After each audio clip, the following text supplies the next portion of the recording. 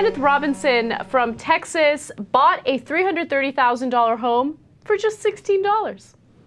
Yeah, this guy's awesome. This is real. This guy is extremely intelligent because it turns out that there's a Texas law that allows him to buy a home that is foreclosed on, and the mortgage company that went bankrupt. So he saw a great opportunity for him to snatch that home up.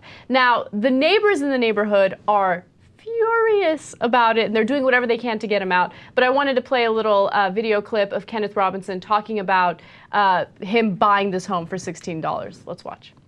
Kenneth Robinson told us he's no squatter. He says he moved in on June 17th after months of research about a Texas law called adverse possession.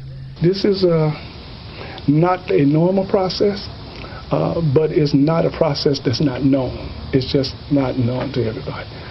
Robinson says this piece of paper gives him rights to the house. It's an online form he printed out and filed at the Denton County Courthouse for $16. It says the house was abandoned and he's claiming ownership. I went through, looked at it, and added some things here, you know what I mean, for my own protection. You know what? I went to law school. In law school, they sit there and they make you read and understand all these stupid old laws that never apply. It's from like 1789 when the dude would find a house in the woods and he'd start living there because there was nobody around, and he'd live there for 3 years, and then the courts would say, well, because of adverse possession, you actually, since you possess the house and da-da-da. And Kenneth Robinson is the first person to use this in like 200 years. Okay, I'm exaggerating, obviously, right?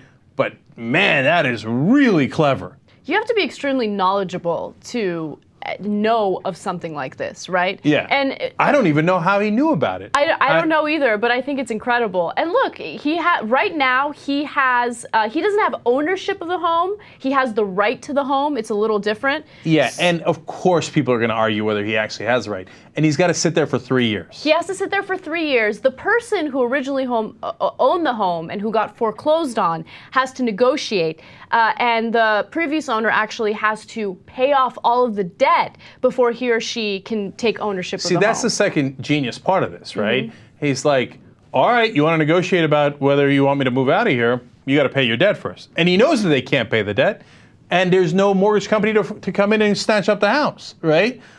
It's a genius move. Now, I'm amused by the neighbors who are like, oh, we cannot have this.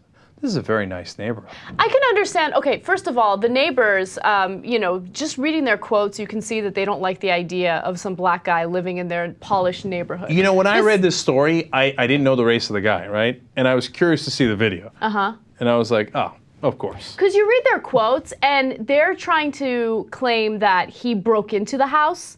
Okay, that he did something unlawful. They're doing whatever they can to get him out. But it could be that they, you know, have an issue with a black man living in their, you know, wealthy neighborhood. It's described as a wealthy neighborhood.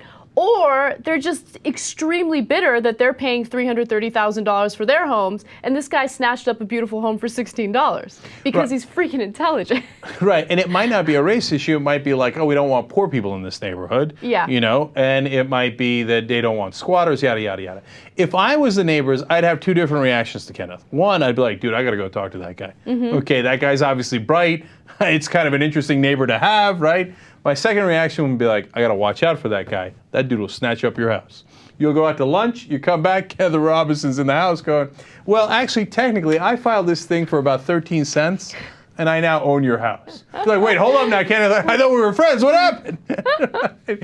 So, no, it's a great move by him. And look, he is taking advantage of a situation that is something that's bad that's happened to our economy, but he's making the best of it, right? It's like there's a lot of foreclosures, but that presents an opportunity, and nobody's getting hurt. Nobody was in the house anyway, except his crybaby neighbors. They're like, oh no, why did I pay $330? Because you're not as smart as Kenneth.